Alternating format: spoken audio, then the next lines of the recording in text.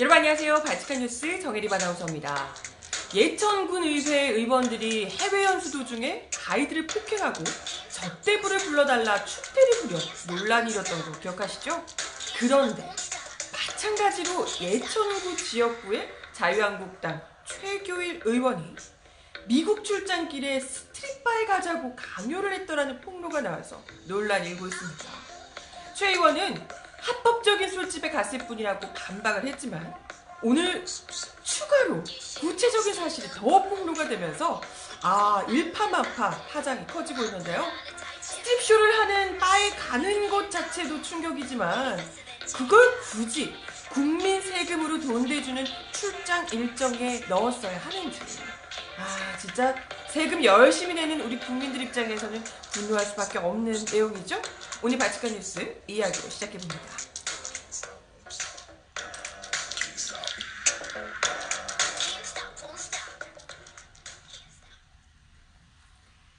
여러분 어서오세요. 발칙한 뉴스 정혜림입니다. 지금 설 연휴 전에 마지막 방송이에요. 그죠? 다음 주에 월화수가 지금 설이기 때문에 설 전에 마지막 방송이고요. 발칙한 뉴스도 참고로 설에는 쉬어요. 설이 쉬어서 다음 주 목요일 날 다시 뵙게 될 예정입니다. 미리 사전에 혹시나 기다리실까봐. 네, 오늘부터 쉬시는 분들도 계실까요? 설 연휴 오늘부터 막 여행 가고 이러시는 분들도 계실지 모르겠어요. 오늘부터 귀향길 일찍 서두르시는 분들도 계실 것 같은데 아무튼 다들 조심해서 잘 다녀오시길 바라고요.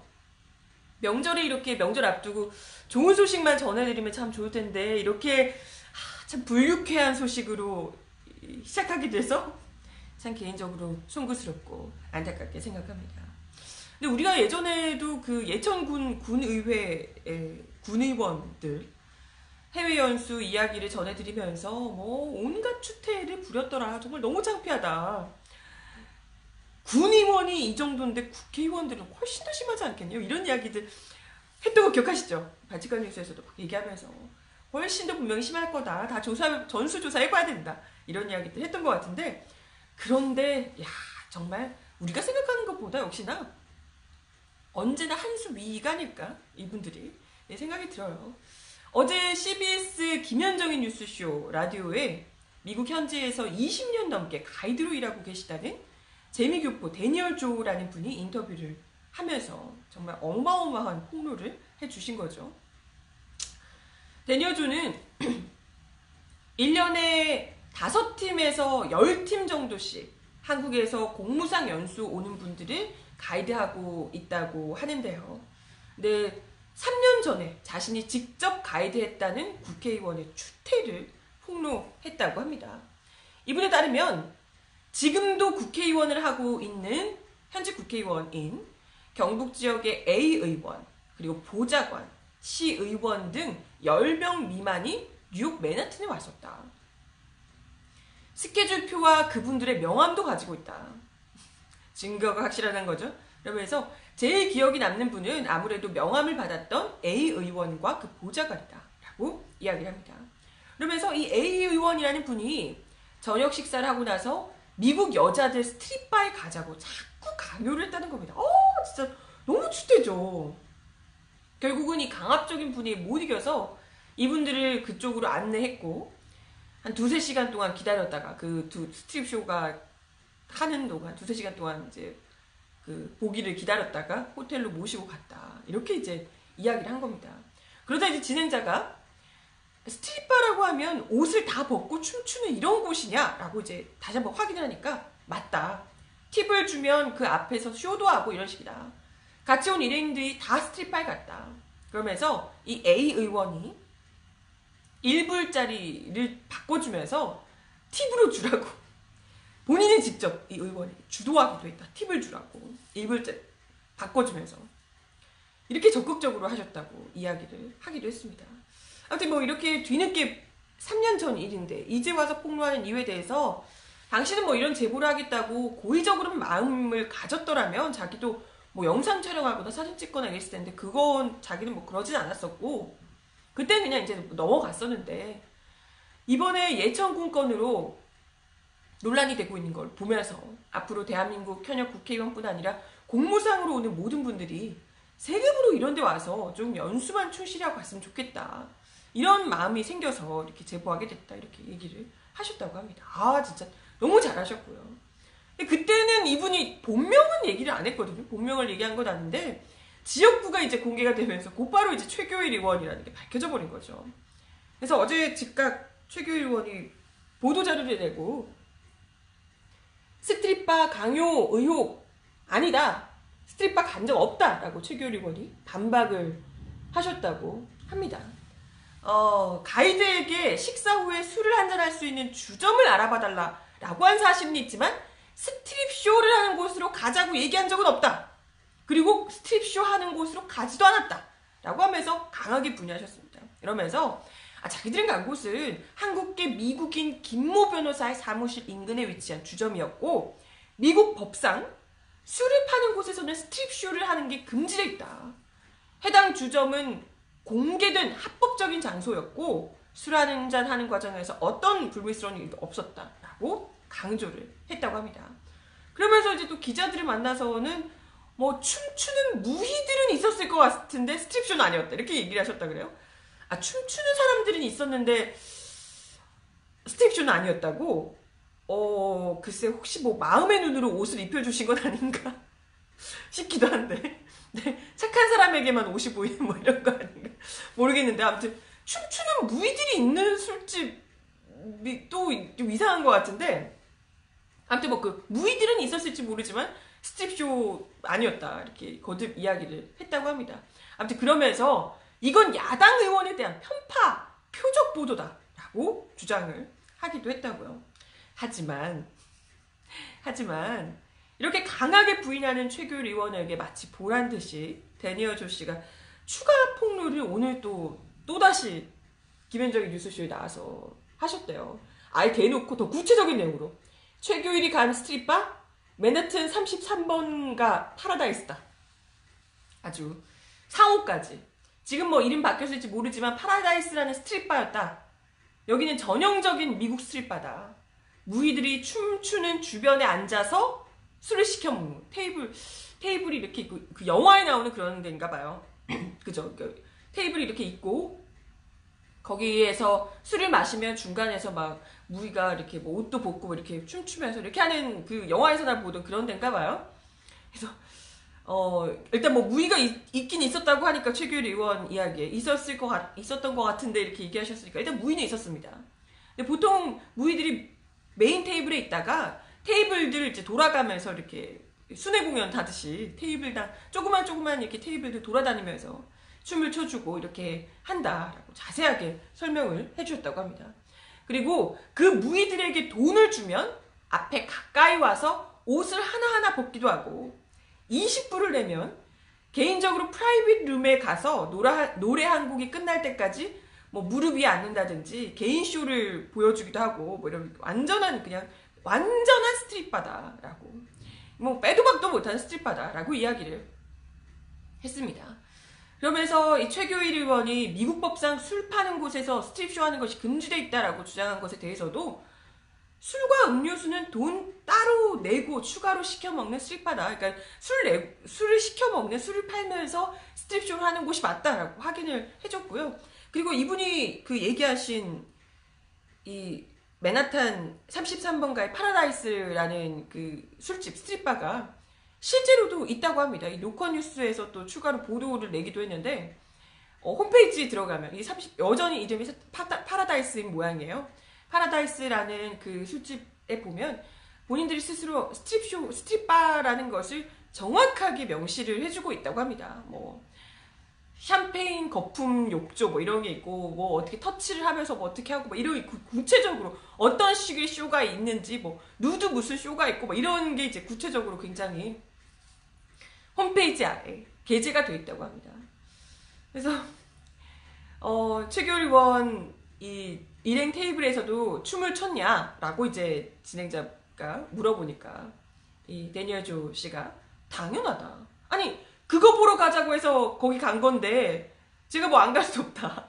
당시 일행 8명이 다 갔다. 어차피 한 차로 움직이니까 뭐 거기 가자고 하니까 이제 우르르 다 갔다는 거죠. 더 중요한 건 이분뿐만이 아니고 다른 목격자도 있다는 겁니다.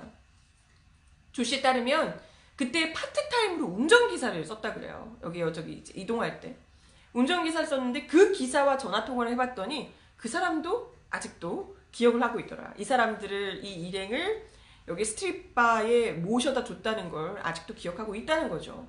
그분은 안으로 들어오진 않고 차에 있었고 자기가 이제 가이드가 최규일 의원 일행을 그 안으로 모시고 들어간 걸로 기억을 하고 있다. 이렇게 이제 덧붙였습니다. 뭐 그러면서 뭐 이렇게 추가로 떡하니 최규일 의원의 명함 자기가 받았던 거 이렇게 날짜 뭐 숫자 이렇게 막 이것저것 써져 있는 거 있죠? 네, 명함도 이렇게 직접 공개를 하기도 하고 이것 외에도 뭐 일정표, 참가 명단, 뭐 기록 등등 참고자료 다 있으니까 다 보내주겠다. 굉장히 자신만만하게 이야기를 하시기도 했다 그래요. 야, 이 정도면 거의 뭐 빼도 박도 못하는 상황이 아닐까 싶은데 괜히 이게 또 얘기를 해가지고 그래서 이런 얘기를 하면서 이제 뭐 야당 의원에 대한 뭐 악의적인 폭로다 이렇게 보도다 조작 보도다 이렇게 이야기를 하고 있는 이 최규일 의원과 관련해서 자기는 뭐 여야 의원 이런 쪽 어느 쪽도 아니고 자기는 별로 그런 거에 대해서 관심도 없다. 근데 지금 이번에 이 예천군 의원 사건이 나면서 가이드했던 분이 굉장히 외로운 싸움을 하고 있다는 거예요. 이것도 몰랐네요.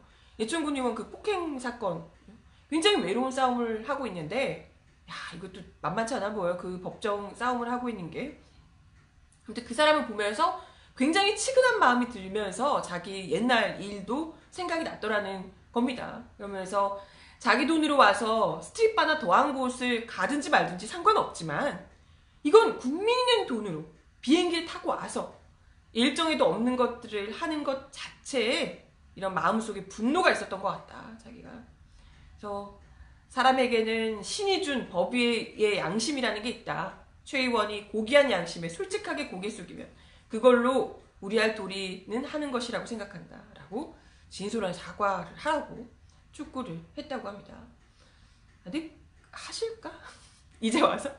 이런 상황에서 하실까? 지금 뭐 악의적인 폭로다 이렇게 얘기하셨는데 될까 싶고 근데 참 이게 얼마나 많은 이분이 근데 이 얘기를 처음 A 의원 얘기도 하셨지만 최규일 의원 얘기도 하셨지만 가장 기억에 남는 거는 제 최규일 의원 사례를 꼽은 거고 더 많다고 합니다. 굉장히 많대요.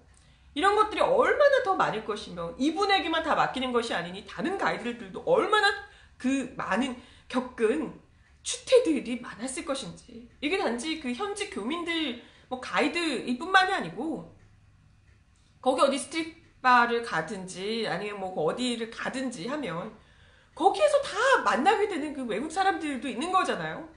그런 사람들 앞에서 무려 우리나라 국민들 대표라고 하는 국회의원, 뭐 군의원, 시의원 이런 사람들이 가서 거기서 국민 세금으로 그렇게 그런 짓거리들을 하고 있는 걸 보면 참 우리 국민들이 아무리 열심히 촛불 들면서 이렇게 정치를 바꿔내고 있다. 나라를 이렇게 바꿔내고 있다는 걸 보여주면 뭐해. 이런 사람들 가가지고 이런 헛짓거리 하면서 참 국민 망신을 정말 안에서도 새는 바가지 밖에서도 샌다고 그렇게 하고 계시는데 참 네, 오죽할까 싶습니다. 사과해야 될 분들이 한두 분이 아니실 것 같은데 진짜 정말 너무 창피하고요. 그죠? 참 화가 나네요.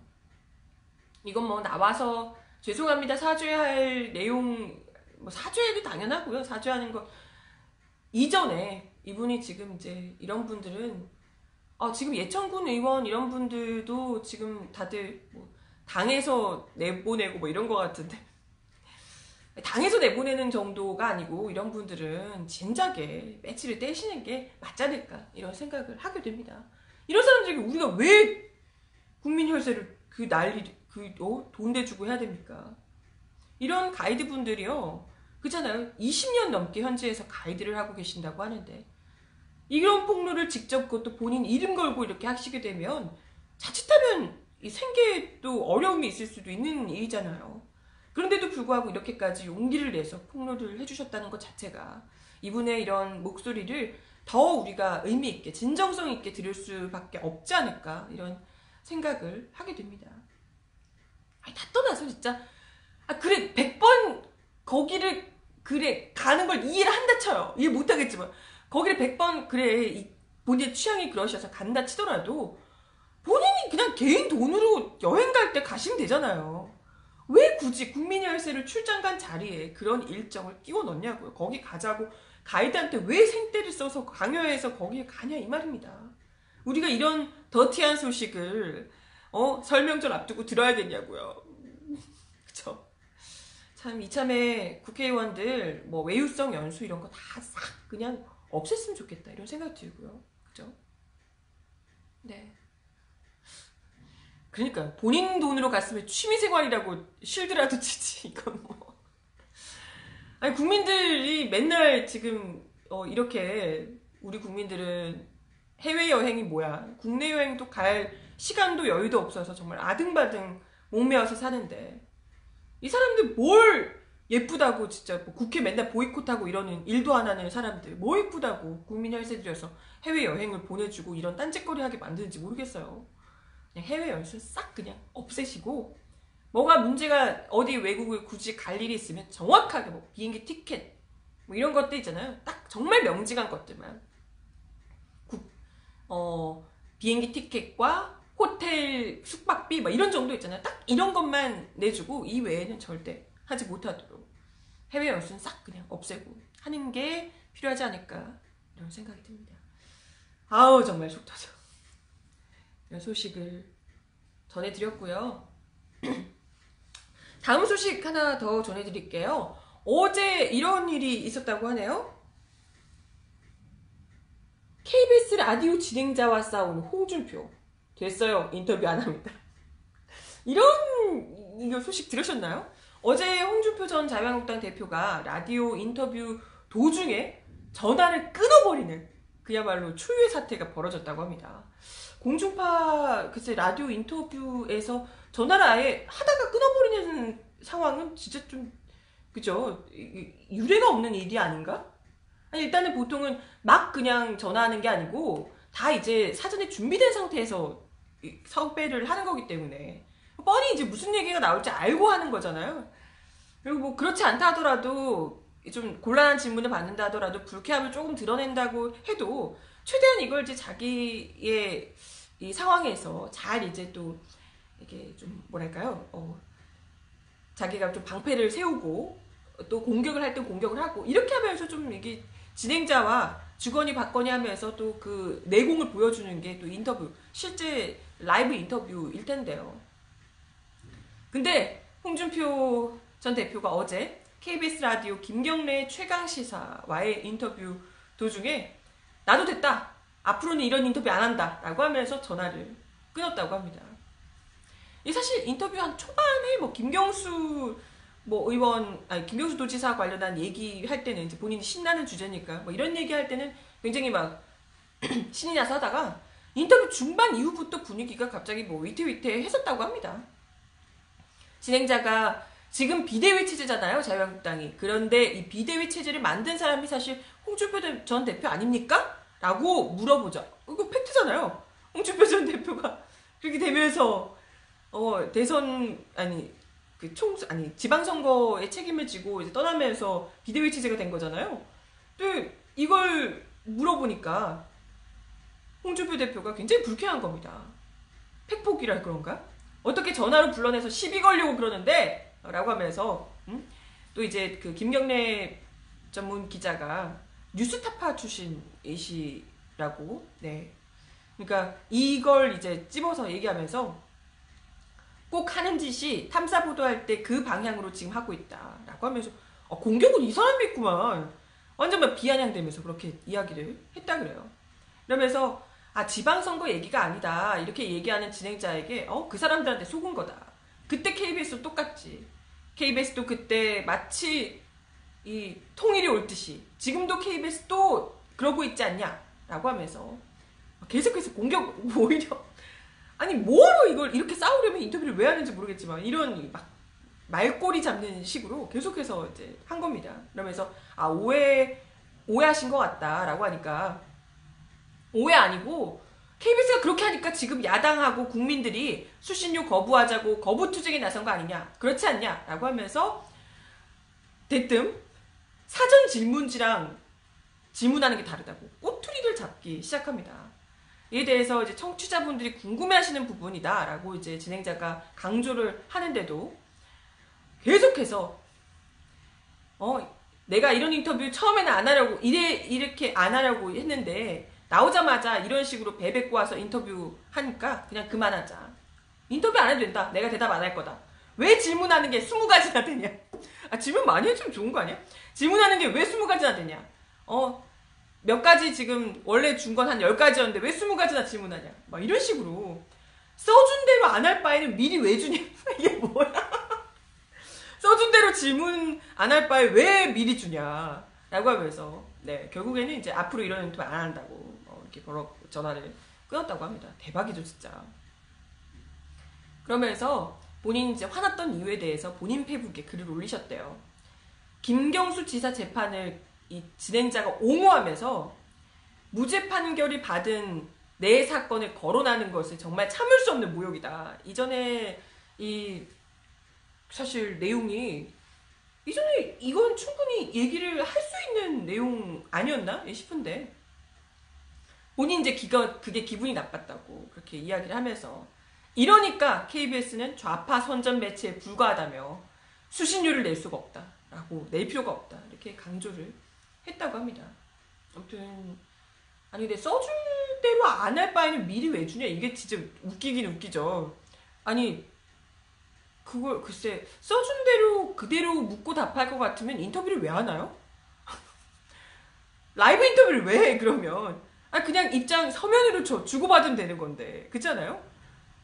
준비해서 뭐 박근혜도 아니고 어쨌든 인터뷰 질문 준비해가지고 그 준비한 답변을 그대로 읽을 것 같으면 뭐하러 라이브 인터뷰라는 게 필요한 것이며 실제로 뭐 다른 인터뷰 어딜 가서도 있는 그대로 질문 묻고 답하는 게 없습니다. 거의 당연하잖아요.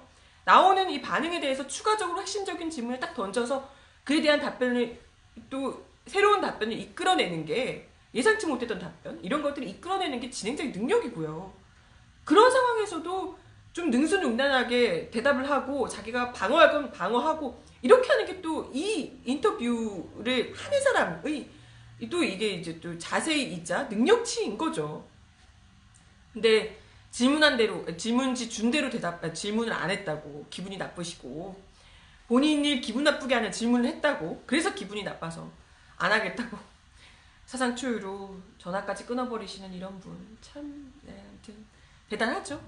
근데 다 떠나서 이분이 이렇게 이전에도 좀 약간 이런 기질이 있으셨지만 요즘 코카콜라가 그 유튜브 있잖아요. 본인의 열렬한 지지자들과 함께하는 그런 유튜브 계정에서 방송을 하고 계신 걸로 아는데 이런 걸 하시면서 좀 뭐랄까요? 약간 그런 분위기에 좀 취했나? 뭐 국민들이 실제와는 달리 그 코카콜라 안에서는 그쪽 지지자들 입장 사이에서는 본인이 굉장히 이제 뭐 어쨌든 열렬한 그 뭐랄까 톱스타 같은 거잖아요. 그러다 보니까 그런 것에 좀 취하신 게 아닐까 이런 생각이 들면서 글쎄 약간 자기만의 세계에 빠져있는 그런 상황이 아닐까 이런 생각이 듭니다. 뭐 그게 또 정신건강에는 좋으실 텐데 계속 그렇게 지내시라고 내버려 두고 이제 뭐 어느 언론사에서도 부르지 않으시는 게 좋겠다. 홍카콜라에서 그 배현진 전 아나운서와 같이 둘이서 사이좋게 이야기를 하시면서 그 어떤 방송국의 인터뷰에도 뭐 얘기를 나오지 않으시는 게 좋지 않을까? 여러모로 국민들에게도 좋지 않을까? 이런 생각을 하게 됩니다. 그죠? 네, 뭐 그렇습니다. 참. 아무튼 벌써 마칠 시간이 다 됐는데요.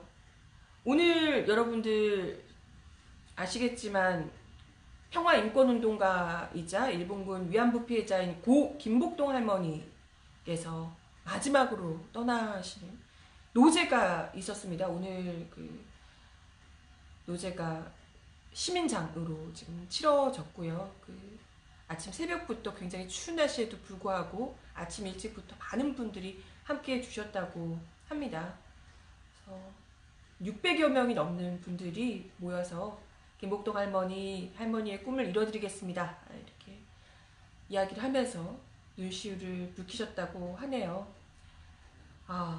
남은 우리가 김복동 할머니께서 그토록 이루고자 하셨던 일들을 차근차근 잘 밟아나가도록 하겠습니다.